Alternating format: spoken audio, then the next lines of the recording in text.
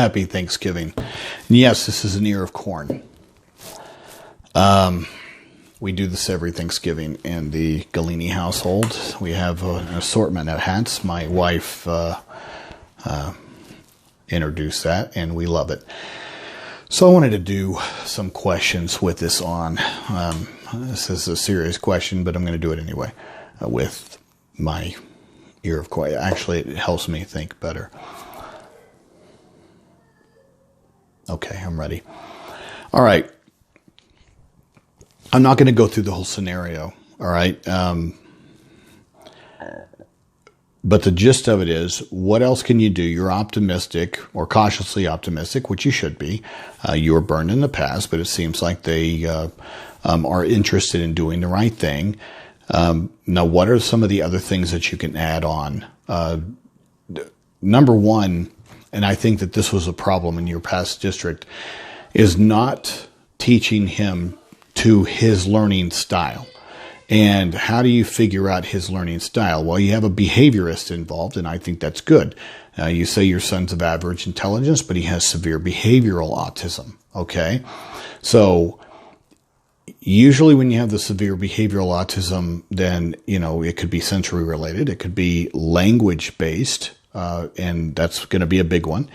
Even though your son might be able to communicate, properly to other people, that doesn't mean that when it comes to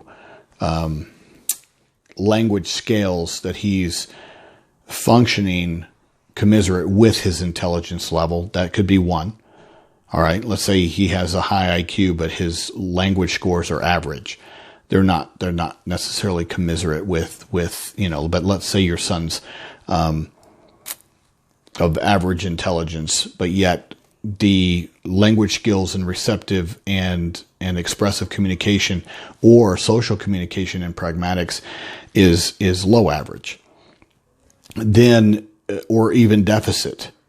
Those things will tend to create behaviors, because he's not able to fully express his wants and needs or thoughts in the manner that he would like. And many of our kids are quite cognizant of their deficits in the area of communication, and it becomes very frustrating to them. So in areas like that, then yes, you're getting a speech and language evaluation done, but I would also make sure that you clarify that you are really looking for a good, thorough language evaluation in expressive and receptive communication, and also in pragmatics, which is social communication. That's going to help the IEP team tremendously and make sure that those services are in there and they're beneficial, meaning that it's just not done in a traditional fashion, because your son doesn't need it done in a traditional fashion.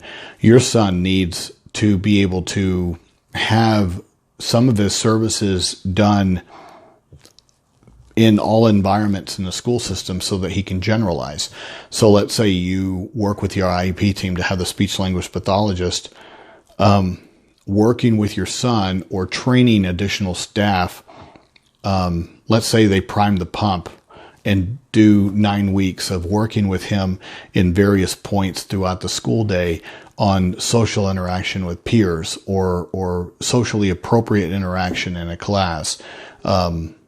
Things of that nature, and have, let's say, a resource teacher or a para modeling or watching what the speech language pathologist is doing, so that the speech language pathologist can then reconfigure the services after that 9 weeks, and then the day-to-day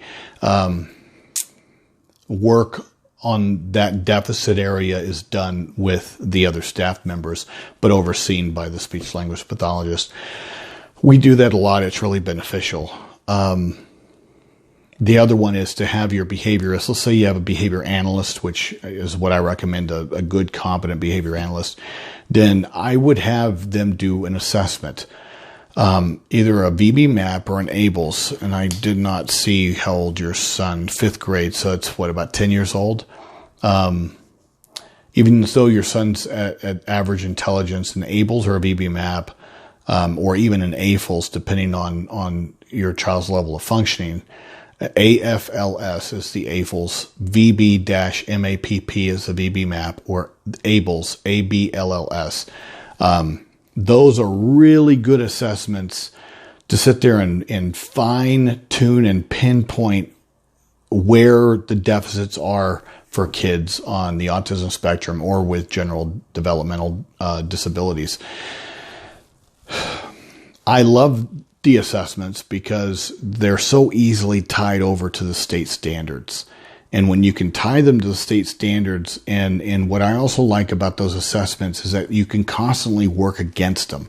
It's not like, a Wyatt or a Kaufman or a Woodcock Johnson, to where you can't give them all the time. And, those are more broad, whereas an ABLS VB map, or an AFLS really get into the nitty gritty of what the deficits are. And then it's in grid format, and, you're constantly working on these skills.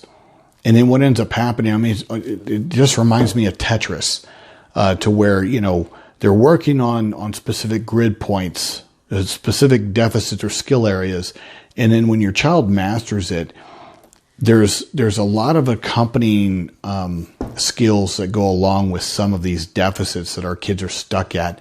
And when they master those, then you see a lot of these other things really quickly get mastered because they're attached to that one area.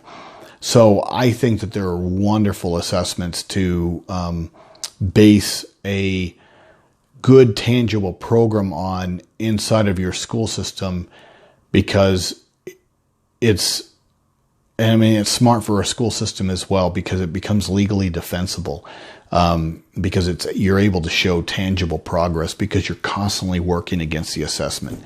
And you have very simple ready-made data collection to support it. You'd have to sort of incorporate some ABA strategies or ABA therapies, in my viewpoint. But, a lot of people are scared of ABA. There are so many things. They don't have a monopoly on all of this stuff, as far as behavior analytics. We as human beings naturally do things like redirection, positive reinforcement. Discrete trial, if it's done correctly and ethically, it was a godsend for us, for our daughter. And it helped prime the pump for her ability to gain skills through other methods, and other teaching options. Okay. But, when she was younger, that was it. So I'm not saying that that's what your, 10-year-old needs. I'm just saying that the assessment by itself would be worth its weight in gold in order to really identify where your son's deficits are, because it covers 25 different developmental domains, which a lot of traditional assessments don't. They're not that sensitive. And what you need something sensitive, so that we understand where deficits are in areas where schools don't necessarily look. And they're required to fully evaluate and use assessments that they don't typically use, if those assessments are sensitive enough to address your child's individualized needs. So, those are about the only two things that I would focus on, because if you get those good evaluations, then you're able to put in good goals and you're able to design good services. And at that point, it ends up mitigating a lot of these behaviors on the back end. And that's my viewpoint.